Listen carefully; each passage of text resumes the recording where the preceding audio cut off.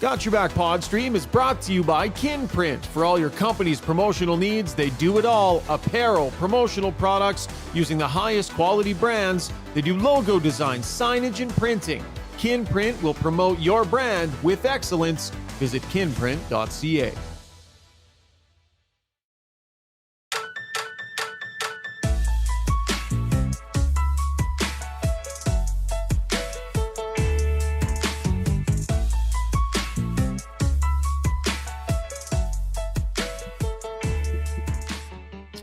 Well, that'll take a pretty big bite out of your Saturday. Ouch. Edmonton Oilers dropping another one. 5-2 at the hands of the Nashville Predators, a team that they toy with for fun on most nights. Not right now. Boy, is this team ever lacking some big-time mojo. The losses continuing to pile up. Jason Strudwick standing by to break it all down. As always, Got Your Back, brought to you by our title sponsor, Sherwood Buick GMC. The number one dealership in all of Canada, GMC dealership that is, for 5 years running, and it's easy to see why. They have stock, they have great staff, the buying process is easy. Go see Phil and the crew. They're just off Baseline Road on the way into Sherwood Park. And if you mention that the podcast sent you, mention Got Your Back sent you, and you'll receive specialized pricing. As a bonus, you'll also get 3 free ultimate detail packages on a new or used vehicle. Check out all they have to offer. GMCpod.com. That's www.gmcpod.com. We're coming to you from the mobile Long Shot studio here at the rink. Long Shots, all game days, or all day happy hour specials. $5 Long Shots Lager. Locations on Stony Plain Road and out in Sherwood Park as we bring in Jason Strudwick. Oh boy, Struddy. They're in the muck. They're in the mud puddles. I literally just got out of the locker room. We're going to talk. We talked to McDavid. We talked to Hyman and Kulak and Woodcroft. And we're going to break this whole thing down. But a headline thought here, Struds. This is bad, man. They have not been anywhere near where they need to. This is bad. Yeah, I mean, the start has just been horrendous for the group, right? It's just, it's one thing gets going, another one falls off, or something hasn't got going at all, or some players aren't going. And I, as I watched the game today, it just felt like a general lack of kind of jump, emotion, kind of going after it. Mojo. Yeah, there's just, it's not there. It's not there right now. So they got to find it quickly. And I think it's individual. This isn't just one section of the team. I'd suggest it's across the board. They're kind of listless. Okay. Normally we try and make some small talk off the top of the pod, but there's no reason for any of that. Let's just get right to it. Just to lay the podcast out for you, Zuby's running things behind the scenes in Kelowna. He'll be taking your questions on the stream. So if you're on Twitter, on YouTube, send us your questions. And in our Ask Us Anything segment, Zuby will get to that. We've got Strud's World coming up as well. I know everyone's going to want to talk about the coach and the general manager and accountability and all of those things. And at this point, it's all very fair conversation. Here's the way we're going to handle that. Segment 1, we're going to break down what the hell happened in this game, what went wrong, what the concerns are. We'll hear from some of the players. Segment 2, takeaways. That's where we're going to go big picture. And we'll talk about Jay Woodcroft. We'll talk about Ken Holland. We'll talk about what they can potentially do to try and get themselves out of this and what we think they may do. So that's coming up in our second segment. Let's get to the breakdown, brought to you by Mr. Dirk, the iconic men's clothing store here in Edmonton, founded in 1939. Just a beautiful showroom they have just off White Avenue and 102nd Street. I'm wearing Mr. Dirk tonight at the game. If you want to elevate the dress clothes that you've got, they can definitely help you do that. Suits and shirts and pants and all the dressy stuff. But they got great casual wear as well. So make sure you go check out Mr. Dirk, a one-stop shop for all your clothing needs. Go see Sterling and Dan and tell them that we say hello. Okay, Struds, I think we should maybe just let's just talk about, important players on this team in big moments, not giving this team what they need. I think it's fair to start there today. I mean, we're 7 games for Leon Draisaitl without a goal. We're 5 games without Connor McDavid scoring a goal. The Oilers are, and they had some costly moments tonight. Well, I think let's just talk about top player versus top player. It's an old cliche, your best players after your best players. Well, this is 2 games in a row now where the other team's top line has not just beat the Oilers. They have soundly thrashed the Oilers top line. The last game was Robertson, Pavelski, and Hintz. Tonight it was Forsberg and Ryan O'Reilly that had the big nights. And, the Oilers' top guys, Leon and Connor, they don't have much to show for what happened, right? Even the power play goal, the first one at least, was with them on the bench. The next one, I guess Connor would have got an assist on that one. But it's just, obviously, there's a lot of talk about depth and everything, but your top players, if they're getting beat by their team's top players, you've got a big problem. And tonight, a hat trick by Ryan O'Reilly, that's a big problem for the Oilers when you're going head to head with them. I asked McDavid, maybe last week, I asked him a very specific question about how you cut out these untimely mistakes. Because we've been hearing all season long that it's just individual mistakes. And so what's the pathway, if you're a player in that lineup, to making sure that you aren't the guy? And McDavid talked about recognizing moments and being ready. He talked about the start of a period, coming out and making sure you start with a good shift. Next shift after a goal 4, making sure.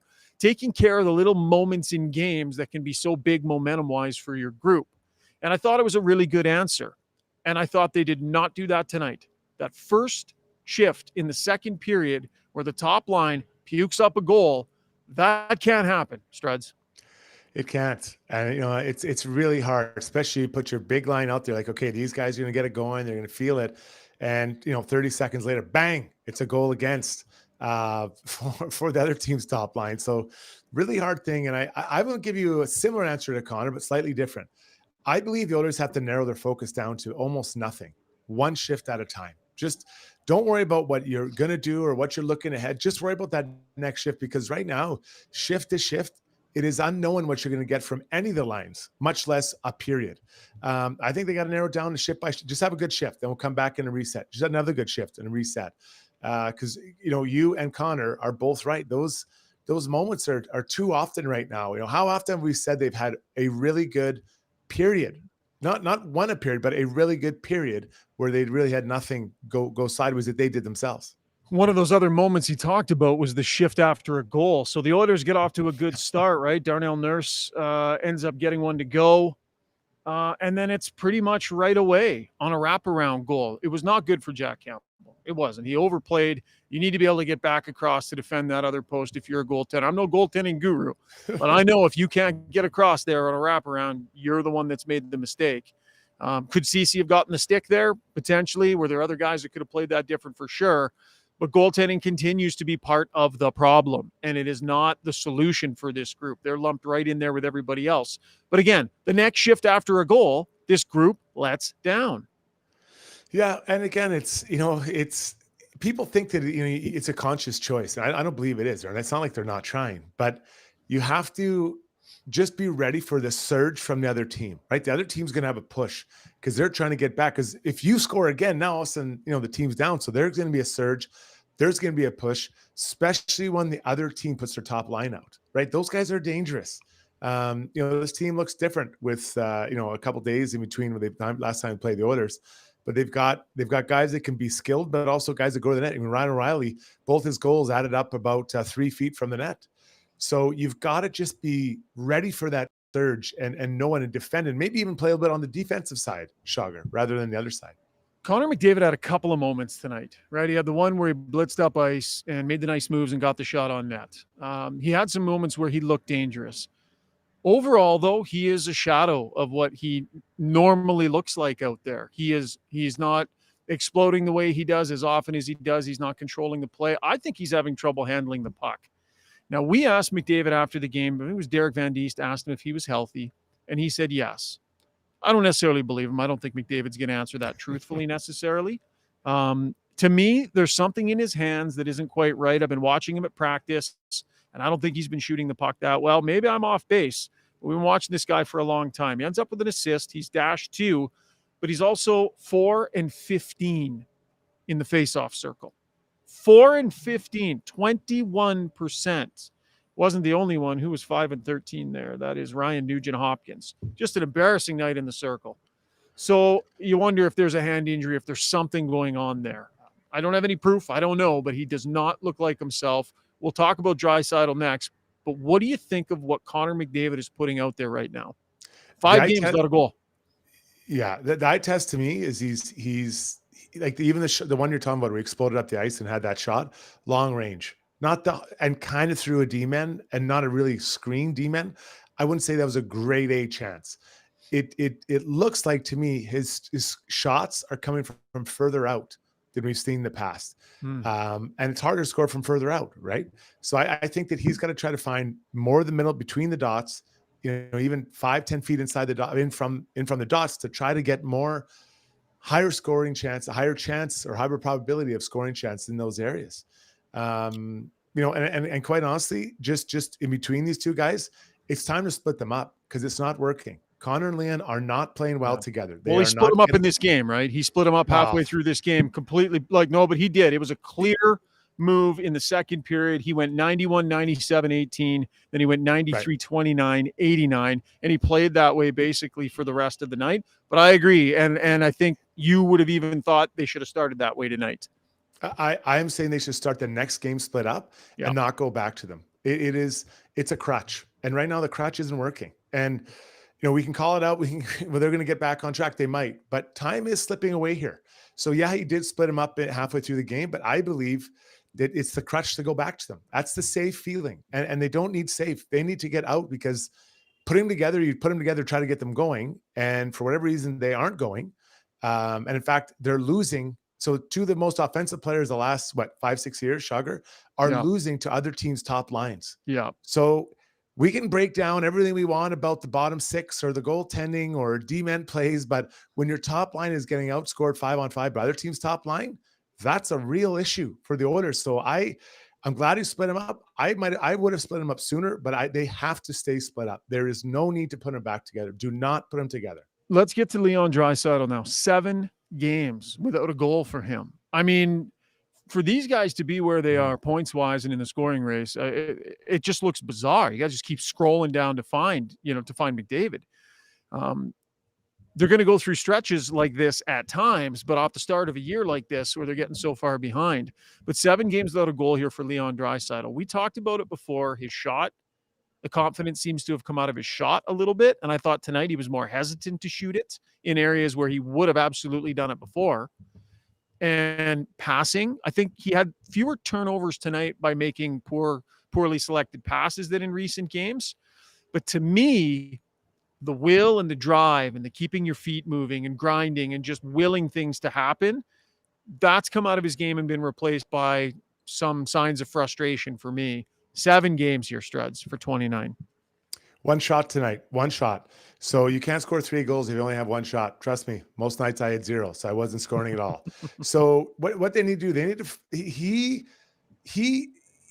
you're looking around the dressing room. So let's just say before the dressing room, before the game, we're sitting around looking around. Good, Raphael Lavoie, first NHL game. Love the energy. That's great.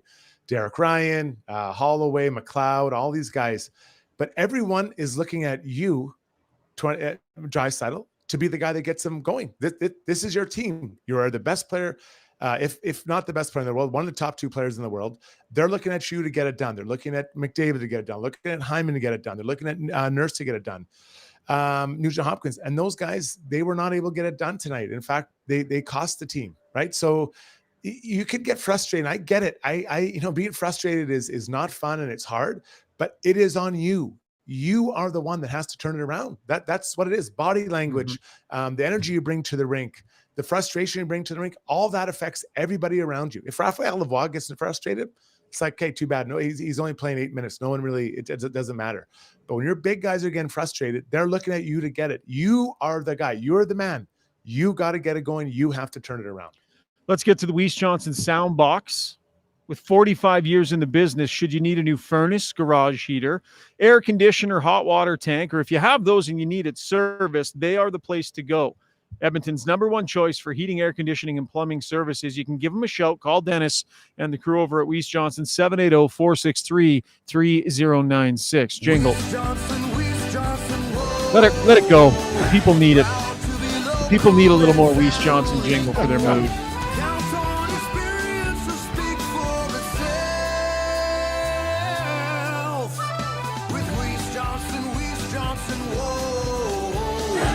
All right, that song a lot happier than the mood was in the locker room post game. Zuby, I know we got a couple of different clips, and I was in there asking a bunch of the questions, but I'm not exactly sure what you've picked. But let's go to Connor McDavid first here. We'll hear what Connor had to say. Yeah, it's just death by 1,000 cuts. Like that's what it feels like. It's just, like one mistake and it costs us another little mistake, and kind of just snowballs. And like I said, it's tough to chase games. I did ask Connor McDavid about his own play. He sets high standards for himself. I asked him where he thinks his play is at. I don't think we have that clip, but it was really short. He said, need to be better. Definitely not up to my standard. So it was a very short clip. He didn't dive into it. He wasn't going to get into details, but he was very clear, not anywhere near his standard. One of the most concerning things on this night for me, Struds, is that post-game, one of the narratives that we'd end up talking about is too many battles lost. How are you in this situation with the barn on fire and a narrative after the game is too many puck battles being lost? But that was from the head coach as we go back to the Weiss Johnson soundbox. I thought we started well, scored a goal on a power play with a different unit, which is a good sign for us. Didn't love the fact that we gave up a goal on the next shift. We scored a goal in the second period on the power play again. In the next shift, we took a penalty. So that's not a good sign for our group. The shift after a goal, whether you score it or you give it up, is an important one. I thought we lost a lot of puck battles today. Didn't like that. Didn't like seeing that. I thought our puck play wasn't good enough today. To a man, not good enough from everybody. Puck battles to me is effort, Struds. I mean, you can debate that, but when you're losing puck battles and it's being pointed out you're losing puck battles, that's about will in the moment to do whatever you have to do to win that battle. That can't be a narrative right now. They got to be killing themselves to get out of this. It's a habit, right? Just being there and coming in to win that battle. Now you're not going to win 100% of your battles, but if you win more than you lose, generally speaking, the outcome should be positive in the game. And, if you're questioning your ability to do that, or the coach is wondering why that isn't happening, that's a really hard thing. But that's not system. That is not GM. That is not coach. That is individual people, and something you can control. You are able to control how many battles you win by how you arrive at that battle and what mood you arrive that battle in. And, it is just, and I agree with them. And you look at a couple of goals around the net, Ryan O'Reilly outworked Oilers D, but let's just call it what it is. Yeah. He wanted a little bit better. Same last game, Sam Gagner scoring his first goal return. He wanted it more than anybody else around him. And I love seeing that, but it is so, when you're sitting there, like if I have to watch those clips and I'm the guy who's getting out muscle in front of his own net, that's a hard one to swallow, Sugar. Yeah. And then Vinny Darnay, right? Like big moments, big mistakes. Just a weird little hitch. Just thought he saw something and pushed forward off the blue line. Had no insulation, no help. Massive mistake. Beautiful pass. He tried to get back into it, but Vinny Darnay can't make that mistake, Struds. He is not the guy to be hopping down from the line and risking anything. You're the 6th D-man on the team. Your job is to not get scored on. We don't need you to score. That's not what they need. They need you to be in that play, he needs to be the catch-all, right? Anything that comes through there, he's got it. He's like that middle linebacker. Anyone who gets through the line, that's your guy. He jumps up, someone gets through the line where he's exactly supposed to be, and then they score. So I get, and let's be clear though, this comes from a place of wanting to contribute. You want to make difference. You want to try to help. Oh yeah. No one's questioning that from him, not from that guy. No, but less is more. Just say, I don't have to hit a home run every shift. I'm just going to go out there. I'm just not going to get scored on. I'll move the puck. He's moving the puck fine. But that choice in that moment, that's a hard one, right? You get paid to not make those mistakes. If you're 6th defenseman and someone outskills you, you know what? That's an $8 million player is going to beat a $700,000 player. It's going to happen, right?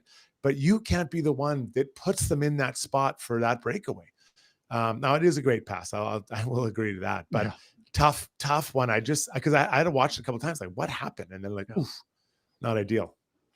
Okay, we're going to get to our takeaways segment next here after a short break. Real quick, though, Raphael Lavoie, NHL debut tonight, had the great flow and warm-up, the good head of hair, went without the bucket.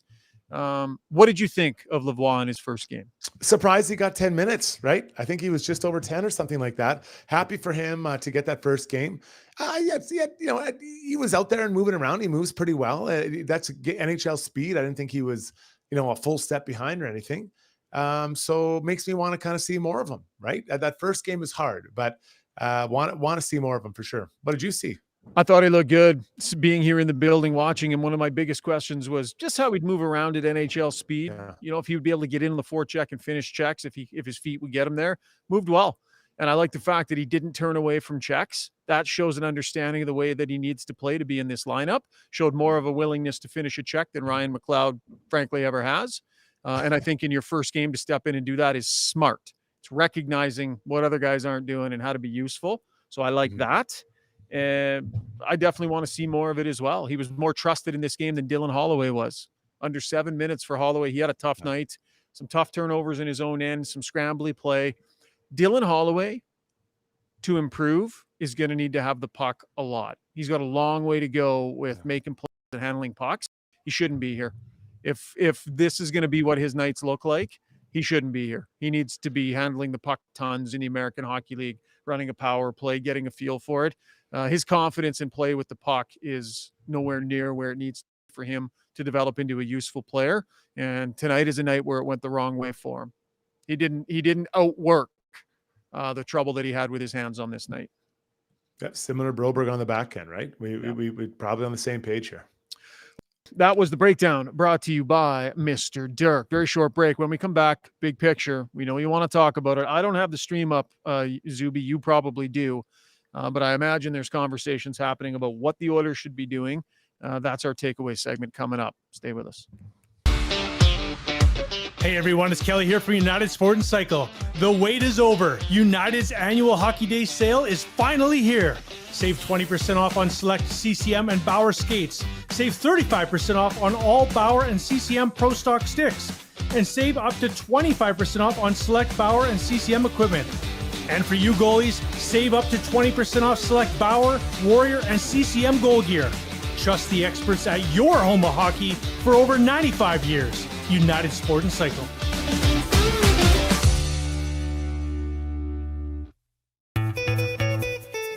Are you ready to elevate your moving experience? Trusted for over 100 years, Ferguson Moving and Storage are your partners in relocation, ensuring your journey is smooth and stress-free. And say goodbye to surprises with Ferguson's transparent flat rate pricing. Contact them now for a free moving quote and use the promo code Ferguson to receive $100 off your next move. Visit FergusonMoving.com and let them lift your expectations.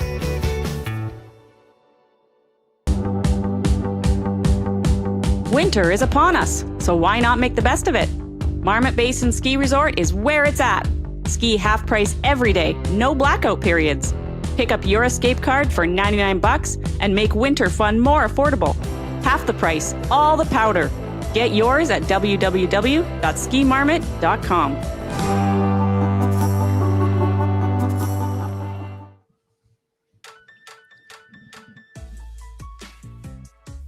All right, time for takeaways brought to you by Dr. Tyler Fix. I wonder if Dr. Tyler Fix has a fix for the Oiler D.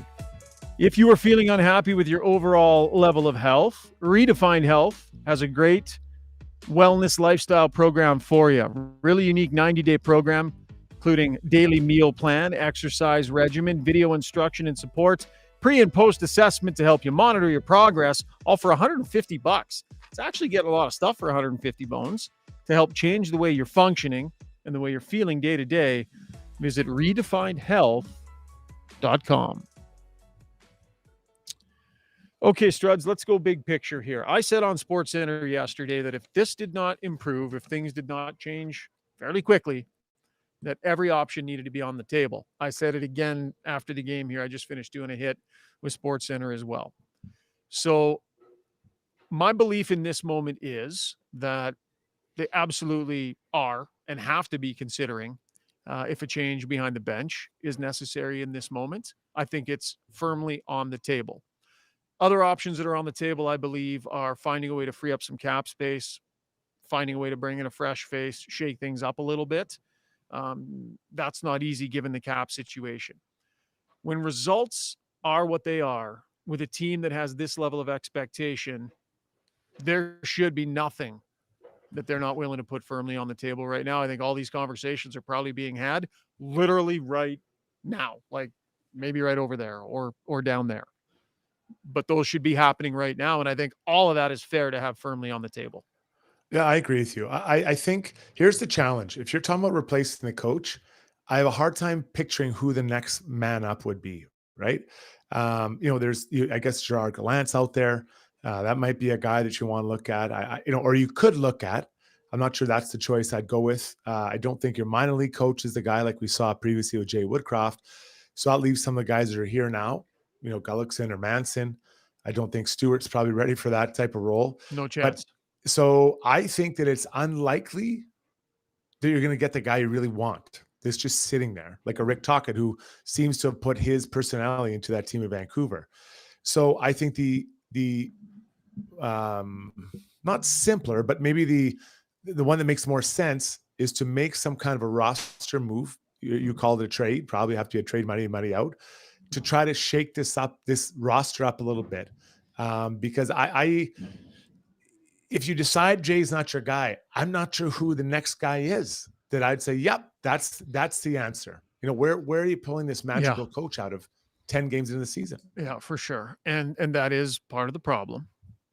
It's the fastest way to make the most dramatic shift in a locker room.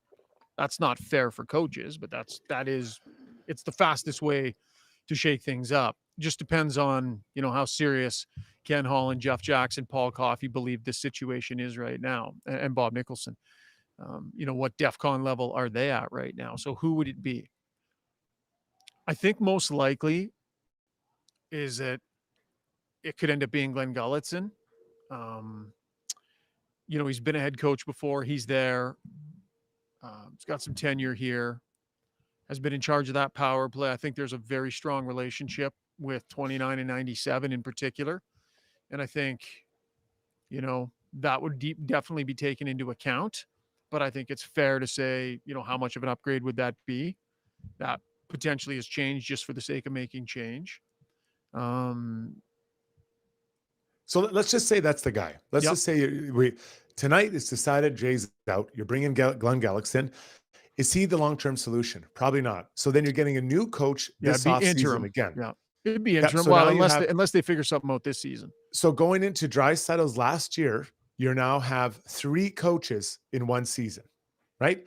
Stability, that is not right now, and it might work. I mean, who knows if it's going to work? But when you're dealing with such a big decision, is that the first move? I think a personnel change would be the number one move. The one now might be the hardest, but that's the one you probably do. But what do you do that? I mean, well, I don't know. They're so strapped on the cap. Think about what the options are. The options would be to cut bait on Connor Brown, right? He's only at 9 games. That'd be a tough one. I mean, the guy who repped him and did that deal is Jeff Jackson. Yeah. That's a tough one, right? Mm-hmm. If you make that call and you bury that player before you give him his 10th game, that's tough. And it doesn't necessarily save you a ton in the moment.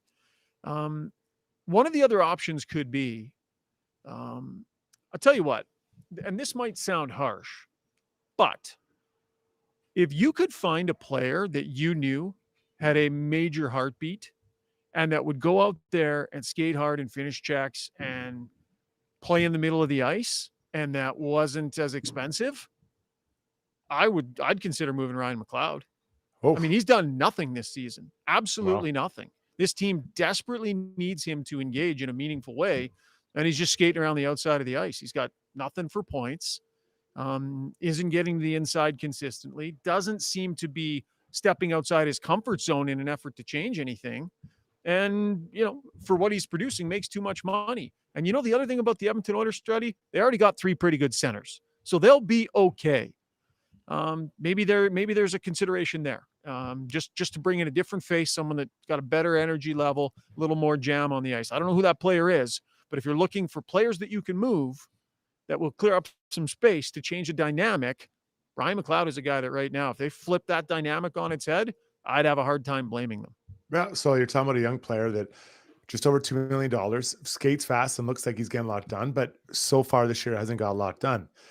Let me throw something to change that. Why not go with 3 centers and put McLeod on the wing, right? So it adds a little bit more speed on the wing compared to Nuge. So you go whatever, Connor, Leon, Nuge, and then you spread the pieces around the outside, right? Give it a different look. And that does something without changing the, having to make the trade. You can still look to make a trade because right now it's money in, money out. Yeah. Right. So you're putting that together because I think the Oilers, when they're playing their best, the type of player you're talking about, they have them in Kane, they have them in Hyman, and they have them in Connor Brown, or should have him in Connor Brown, right? Yeah. And this is assuming you keep them. So that's 3 guys. They should have 3 skilled centers, and you put 3 guys on the wings. They're supposed to work hard and get into it. And Fogle too, right? Is like that. Yep. Sorry. Yep. You're 100% Fogle.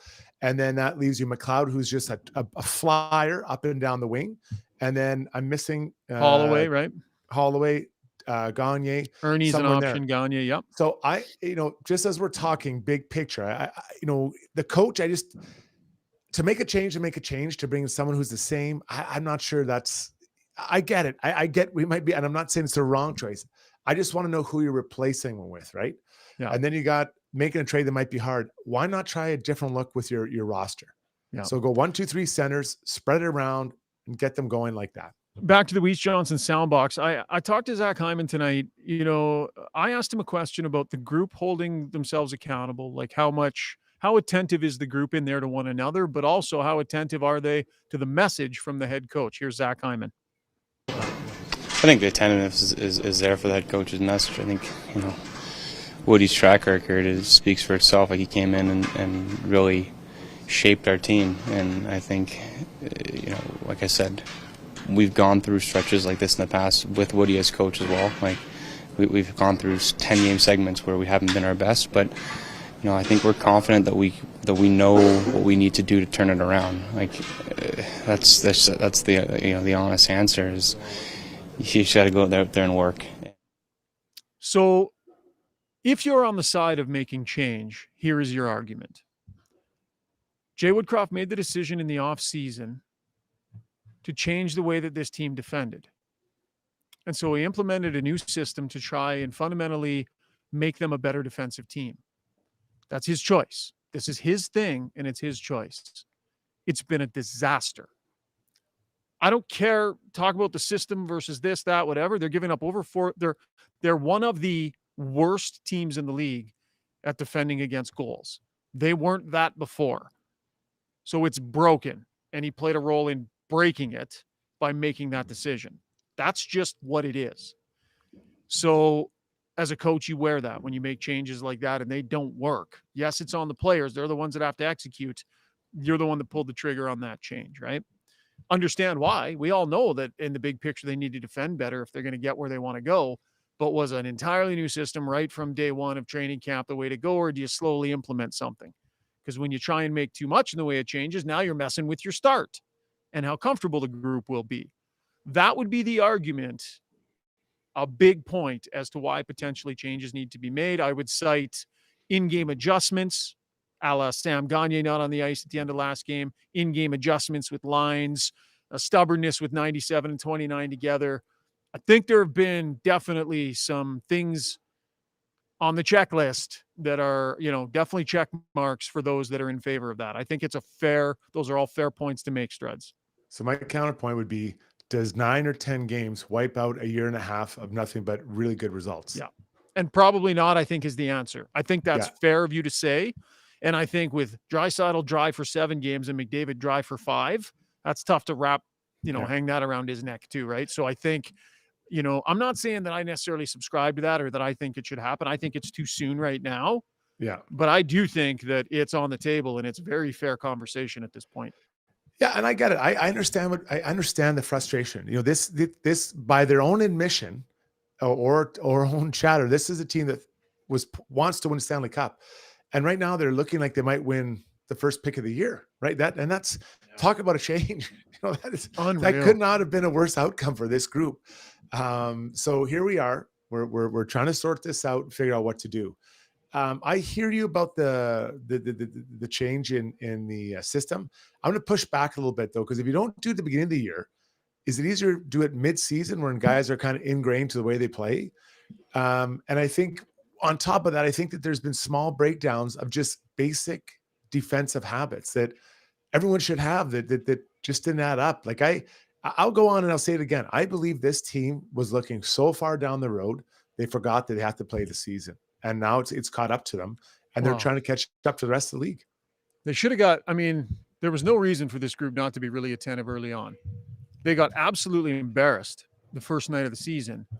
Right. And then, you know what? The good thing about that was, Struds, they got a shot at those guys right afterwards, right? That wasn't us. Remember? And it was steady the ship. That wasn't this group. When they didn't counterpunch, that needed to be major alarm bells ringing. Major alarm bells ringing. Like they were in Jersey when they started benching guys. Like it has been in Vancouver this year with a level of accountability. So it's on the players, and these individual mistakes are on the players, but you also need to set a tone where the group understands there's a price to be paid for making those mistakes, and it's across the board and it's everybody. And that's why, I've been asking questions about accountability within the group, right? Because, if it's the system, it's the system. If it's individual mistakes that are allowed to just continue happening, how do you weed those out, right? And it's about setting a standard where everybody knows it's unacceptable and there's consequences to pay. Now, in fairness to him, not like he can healthy scratch anybody. It's not like, he can bench guys that often because he doesn't have enough players on his roster and in his lineup. They're in cap hell. But I think you can bench guys for a period of time. In game. And I think other than Broberg and Holloway, yes, you can. And I think that, I think that now, I think he's at the point now where that's what's got to happen, right? Whether it's a lack of effort. He was at that point 6 games ago. Yeah. Well, yeah. I mean, yeah. So let's is look the at standard Stanley Cup or bust or not? If that's what the standard is, why would you not set the tone immediately this season? Immediately. No. No, you can't. You can't, because what you're trying to do is you have to show that you believe in your team, right? And that you let these guys work it through. That's why you don't do it game 2 or game 3. I don't know about it. Timo Meier got benched real early in Jersey. I mean, they went ahead and said the standard is different now. Sit down. New player to the team, right? So newer player, hasn't been there a long time. Newer player to the team. So, but now I think you're at the point where it's time where you do need to do it. You look at Maple Leafs the other night bench Bertuzzi, kind of their big offseason signing, only a 1-year deal. They don't like the way he's playing. I went back and looked at some of those goals. Like he was derelict in his duties defending his own end or giveaways. Boom, just set him for a while. Nothing grabs a player's attention or a room's attention like when someone gets benched. Let's say there's a lines going out all the time, and then all of a sudden it's like Rishaug off, Strudwick, you're on left wing. The whole bench everyone knows. Everybody knows when someone's getting benched. There's no secrets on the bench. Oh yeah. I think that gets your attention. So I think he is at that point. And I would strongly recommend that, unfortunately, someone's going to be made the scapegoat here, and they're going to hammer on someone next game. All right. We do want to hear what you have to say. So Ask Us Anything is coming up. Zuby's got all your comments coming in on the stream. That was Takeaways, brought to you by Redefined Health. When we come up back after the break, where we've got Struddy's World and Ask Us Anything. A reminder, by the way, that Struddy's appearances on the podcast, at least this one, are brought to you by our great friends over at Kinprint. High quality apparel, promotional products to take your brand to the next level. Check out all they have to offer. The website is kinprint.ca. If you're a new company too, they can actually help you with branding, logo design, marketing strategy, all that stuff. They're pretty versatile. So check them out at kinprint.ca. Short break, right back. If you own or operate a business, you know the value of a great employee. Just ask Schauger. Pathfind is here to help you find your next star player to help take your business to the next level. Pathfind can help with recruitment, career transition, leadership coaching. They truly have your whole team covered. Building you a championship caliber roster. Find your team's path forward at pathfind.ca. Long Shots Golf is the destination for both golf enthusiasts and sports fans. top-of-the-line TrackMan simulators provide a highly entertaining and accurate golf experience, while a full-service sports bar loaded with big screens and scratch kitchen make it a truly unique destination. They have locations in Sherwood Park and Edmonton. Experience the best indoor golf and sports bar in town. Visit longshots.ca. That's longshots with a Z.ca. If you're looking for a night out on the town and want to make sure you and your fellow fun lovers arrive safe and in style, call Ahmed Enterprises. With their stretch limos and party buses, they can accommodate groups up to 22. Servicing Edmonton and area, Ahmed Enterprises provides luxurious, reliable, professional transportation. Whether it be weddings, parties, casino nights, game night at the arena, or any occasion, give them a call at 780-231-6018 or check them out online at ahmedenterprise.com. Mention Got Your Back sent you to get 10% off your luxury ride.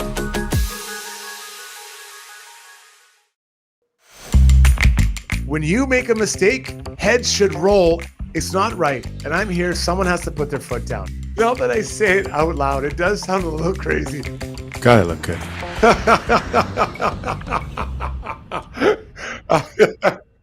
Time now for Struddy's World, brought to you by DLR Vinyl Products. Maintenance-free decking and fencing. They've got locations in Calgary and in Edmonton. I was looking at our analytics the other day. We've got a lot of viewers and listeners in Calgary.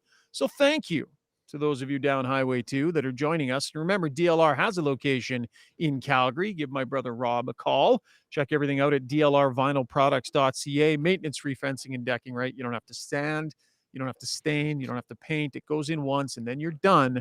So call Rick here in Edmonton or Rob in Calgary if you're interested in that. And you can set up plans here over the winter to get your brand new fence or deck installed next year. Struds, have at it, pal. You know, every time the Oilers lose, there's a post game and they send out players to talk to the media. And Zach Hyman's really well spoken. And he's not the only one. Remember the guys, they talk about how when they're asked what's going on, they say, well, we believe in this team. We're still a good team. We believe what we can do, and we're going to turn this around. And I get that. You got to protect yourselves. You got to kind of insulate and kind of circle the wagon so you're all, shooting out and kind of protecting yourselves. But the reality is, as a leadership group, at some point you have to say, you know what we've done is not good enough. We have not been good enough. We need to get back to our basics. And what are those basics? And they can highlight them. They can say, defending or skating with more speed through neutral zone and getting to the boot paint, whatever it is. And it can be a private conversation, but publicly to the media, you can say it's not there. We are not at the level we need to. Because saying you're a good team, it's kind of like saying I used to be able to bench press 300 pounds when I was 25. Now, I'm lucky if I get up 280, right? I've lost a little bit of strength. But you need to talk about the present, what you are right now. And right now, this season, they haven't shown that they are an elite team. They have not. Small stretches for sure. But they have not shown this season that this group is capable of greatness. We haven't seen it. Doesn't mean they can't do it. But as a leadership group, I believe it's time for them to say, hey, we're not who we used to be, and who cares what we used to be? Because what we are now is not a good team. It's a lottery team right now, the way we're playing. There's more skill there for sure. And I believe they're much better than they've shown. But the idea of saying, we believe in this group and we're better than we're showing, we don't know that. We don't know that that's true because they haven't shown it. So this leadership group has to face the facts, get it in front of their teammates, talk to each other, and talk about what we want to be. Because right now, they're not showing any of the level that they think they were, because they aren't that right now. They have the skill, Struds, and it's a great point you make. They have the skill. Like Draisaitl and McDavid are special all-time players. For sure, yeah. And there are things that they have the skill and the ability to do to lead their team out of this, or at least really pull hard on that rope, right? They can take over games. We've seen it. They can drive crazy amounts of offense. We've seen it. They haven't done that yet in an effort to pull this team out of it. And I think that's what's kind of disturbing is it's like with the team struggling the way it is, those guys aren't throwing it on their back. And that's kind of disturbing, because that's what these guys are made to do. That's why they're paid what they're paid, and that's why they are who they are. So a big part of the responsibility definitely falls on their shoulders, but the rest of the leadership group too. We're going to find something out about this leadership group, man. Like, they've been through tough stretches of 10 games before, right? They went through last year. I think they had a 3-7 stretch in games 11 through 20, and it wasn't pretty. And then we all saw what they were able to do. But this is different. They started this way. At no point have they had their mojo. At no point have they had anything good to grab onto and for any sort of consistency. So they're going to have to find it in themselves. They're going to have to manufacture it here. And this leadership group's tested big time right now.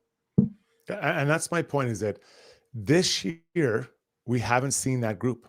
We haven't seen it. So you can't keep saying, well, we're believer this, we're believe. You can, it makes you feel better. And I understand what they're trying to say. So I'm not ripping, and in this case, Zach Hyman. But what I am saying, you have not put it together this year. And your record is what it is, right? Yeah. This is who you are right now. You're a bottom team.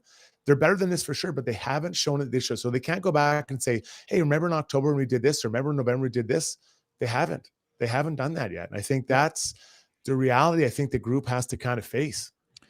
All right. That was Struddy's World, brought to you by DLR Vinyl Products. I've been looking forward to this segment because I can imagine there's lots of action happening on the stream there, Zuby.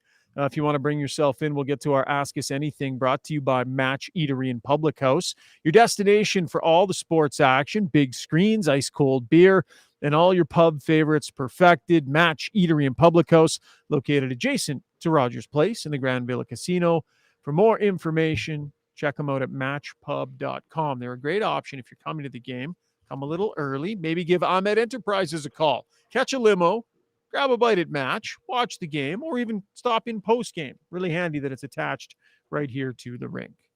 Okay, Zuby, normally I can keep an eye on the feed during the podcast, but because I'm on location here, I haven't been able to.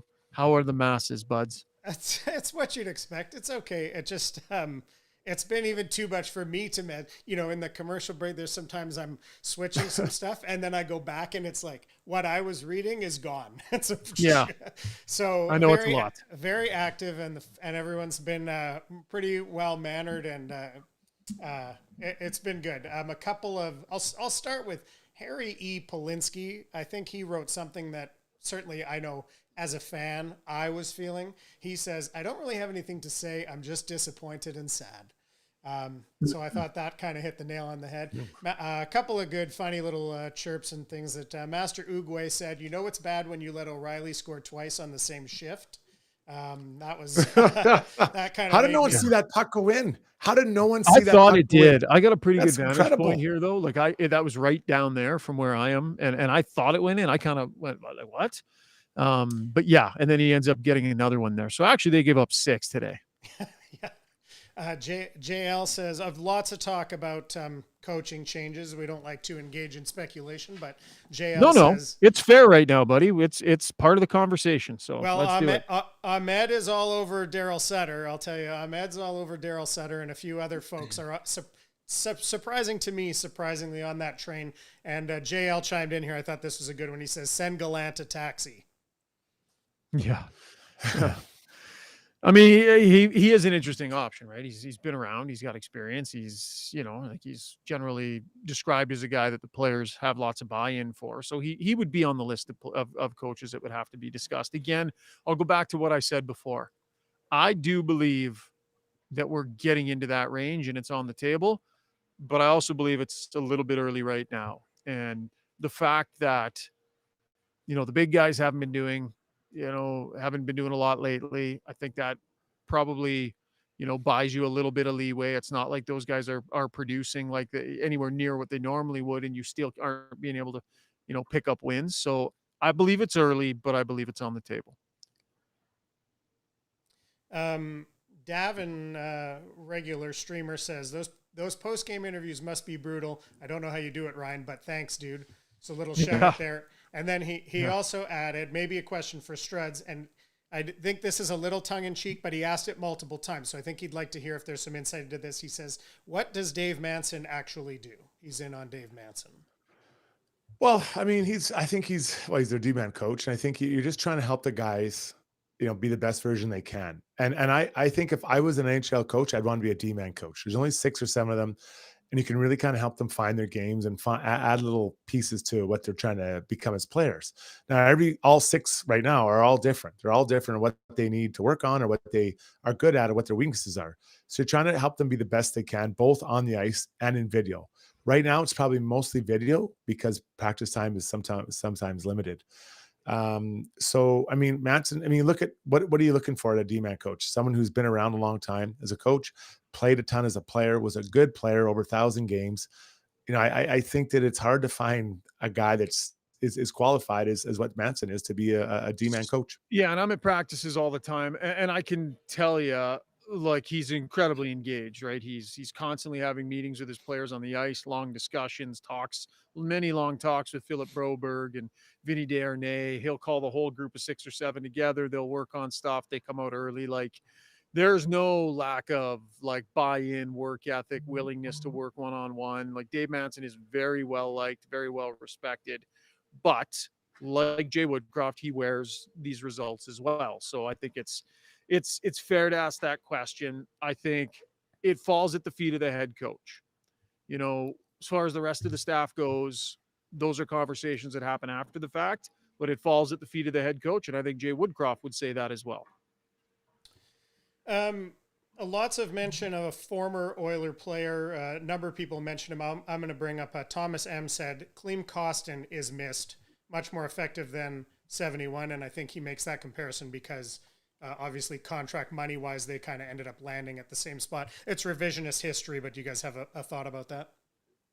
Yeah. I mean, they miss the physicality. They miss a guy who's not afraid to drop the gloves. They miss a guy who is willing to, try and change momentum in different ways. For sure, they miss all those things. I'm not going to revise history and say, at the time, I wasn't saying, yeah, they need to let McLeod go and keep Klim Kostin. And I'm not sure that many people are. So I'm not going to beat them over the head with that decision. But clearly, they could use that player on this roster, just not at that dollar figure. Yeah, I think the emotion, right? He brings emotion and a fire to the group and that big shot and fighting. Like, he's a character, right? Who are the characters on this Oilers team? Yeah.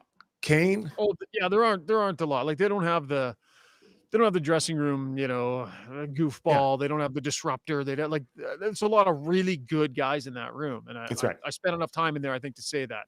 A lot of really, like, decent dudes. I think they all get along really well. But Struds, you've been in enough locker rooms, right? You do need the disruptors. We need someone just to fire things up and on the ice. So that, it was Kane and Kostin, and one of those two guys was always doing something. Now Kane missed good chunks this season, so is Kostin, right? And you just need people just to kind of stir up a little bit of something.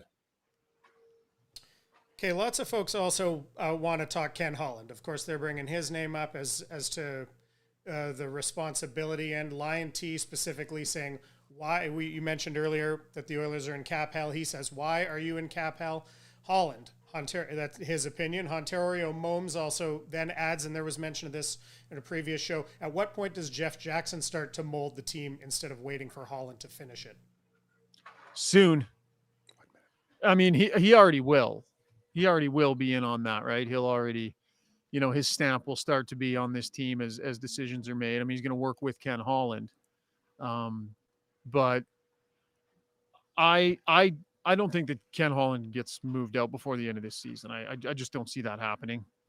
Changing the general manager at this point, like the team is there, you're into the season. I think he's shown himself to be pretty adept at trade deadlines and improving the team, Struds. So to me, that's not where the change would happen. It would either be personnel on the ice or behind the bench. Those are the ways that you affect results the quickest way.